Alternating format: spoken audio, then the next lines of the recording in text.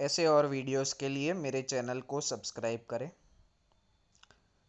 3, 2, 1, start. Incidentally, the report of the director mentioned a research project on local self-government. I think that it is of the highest importance that this institute should give consideration to the administrative problems of local self-government and even more particularly to those of panchayats. There are hundreds of thousands of panchayats in this country. They form the real base of our democracy. If that base is unsound, then we are not 100% stable democratically, even with the second base of our parliament. We are told that panchayats have not succeeded because there are disputes, there are parties, there is corruption, and all that.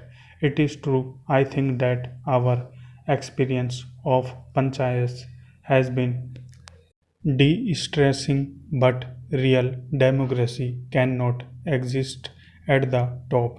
It can only arise from the base, and in India, this is not something alien, that something natural to the soil. The fact remains that the panchayats are the primary base of our democracy, and we have to improve them.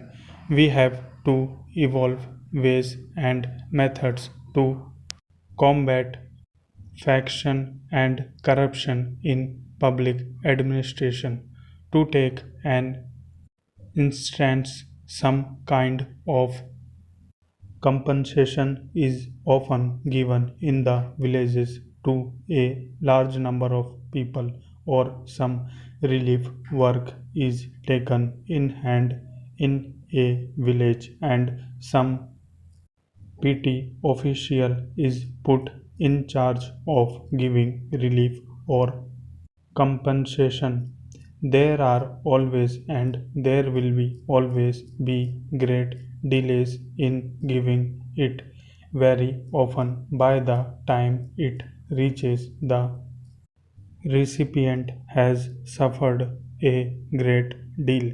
What are we going to do about it? Are we to wait until everybody is truly honest and will not delay things? Of course, we should try to do that, but we cannot wait.